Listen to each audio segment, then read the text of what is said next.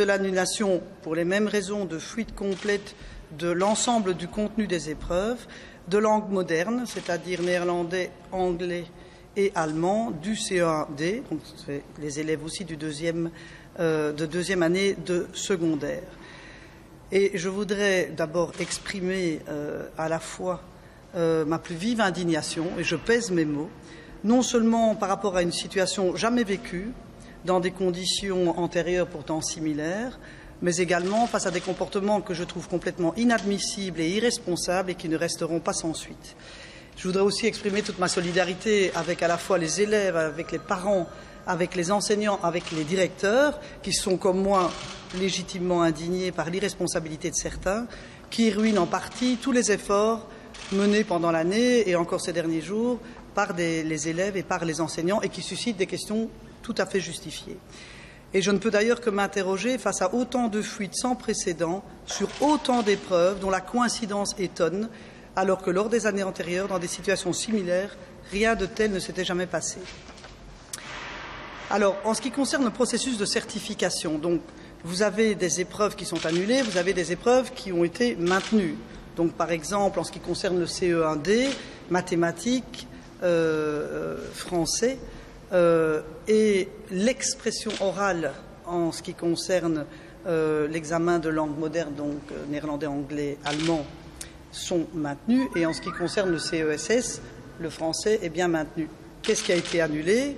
À la fois pour les élèves de deuxième secondaire, le CE1D, l'épreuve de sciences de ce matin, l'épreuve de langue moderne, néerlandais, anglais pour demain, en ce qui concerne l'expression écrite, la compréhension à la lecture, la compréhension à l'audition, mais par contre, l'expression orale qui, elle, était déjà en cours depuis vendredi et qui est gérée en ligne directe par les enseignants, elle est maintenue. En ce qui concerne les élèves alors de sixième année de secondaire, ce qui est annulé, c'est la compétence 3, donc c'était l'épreuve d'histoire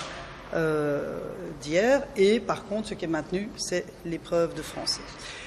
Alors, quel est le processus de certification qui va être mis en place pour les disciplines dont l'épreuve certificative externe a été annulée? Donc, heureusement, le décret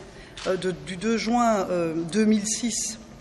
justement relatif à l'évaluation externe des acquis des élèves de l'enseignement obligatoire et au certificat d'études de base au terme de l'enseignement primaire, a été très clair. Et nous avons l'article à la fois 36/9 et 36/11 qui prévoit bien la situation dans laquelle on se trouve lorsque des élèves n'ont pas pu participer à une épreuve externe. Ce qui est le cas ici, les élèves n'ont pas pu participer à une épreuve externe et évidemment pour des motifs justifiés puisque c'est par décision officielle que l'épreuve a été annulée. Dans ce cas-là, la décision, et je pense que c'est très rassurant pour tout le monde, il y a des solutions, c'est le conseil de classe qui connaît bien les élèves et qui se rend bien compte aussi de la situation, qui décidera évidemment de la maîtrise des compétences dont le test devait être fait par les épreuves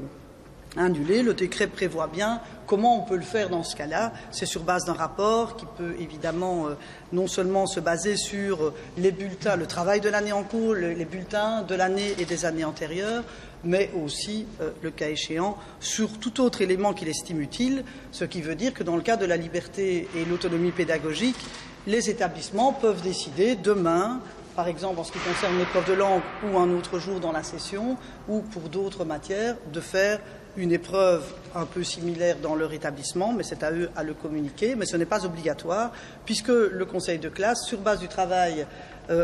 des élèves et de la manière avec laquelle on a pu vérifier pendant l'année et sur base des bulletins antérieurs les compétences, peut tout à fait décider que l'élève a une maîtrise suffisante des disciplines et selon les cas, l'école organise ou pas une épreuve complémentaire. Alors quelles sont les suites qu'il convient de donner à ce que je peux appeler une saga indigne et inadmissible? Alors tout d'abord, j'ai exigé aujourd'hui de l'administration un rapport complet sur toutes les mesures qui sont mises en place actuellement pour assurer la confidentialité, non seulement au moment du travail en équipe de la rédaction des épreuves, qui prend un certain temps, d'après ce que j'ai pu comprendre, mais aussi des processus mis en place en ce qui concerne l'impression,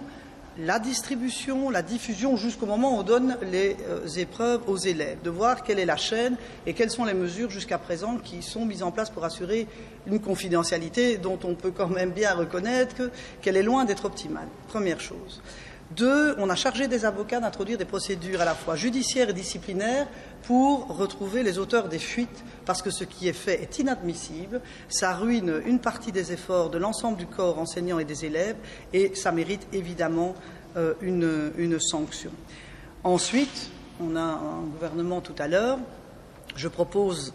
lors de ce gouvernement que nous puissions mettre en place vraiment sans délai un groupe de travail pour changer radicalement désormais les méthodes en matière notamment de confidentialité, de préparation, de mesures de sécurisation, tant en ce qui concerne les personnes qui préparent et puis la chaîne de la transmission des épreuves jusqu'aux établissements pour ne pas qu'on se retrouve avec des situations où on a des caisses qui restent dans des écoles avec certains jours un peu trop longs, avec des mesures qui ne sont peut-être pas suffisamment précises, au-delà de l'irresponsabilité des uns et des autres. Ça me semble assez essentiel. Et par ailleurs, pour assurer une parfaite information des parents, des élèves et des établissements, dès demain matin, nous ouvrons donc un numéro vert qui est le numéro 0800 95 580, qui sera ouvert de 9h à 17h pour répondre à toutes les questions que les parents pourraient en tout cas se poser ou les différents établissements. Et par ailleurs, on a une page d'information comprenant des questions-réponses qui sera également accessible dès ce soir sur la page d'accueil du site de l'enseignement, c'est-à-dire www.enseignement.be. Et je redis le numéro vert pour être sûr de ne pas me tromper parce qu'il est écrit petit, c'est le 0800 95 580 qui sera ouvert dès 9h demain et dès ce soir, toute une série de questions-réponses pour aider vraiment tout le monde, dédramatiser. On a des solutions, je trouve ce qui se passe honteux, mais nous avons des solutions stables qui permettent de finir l'année dans la sérénité. C'est donc sur le site www.enseignement.be.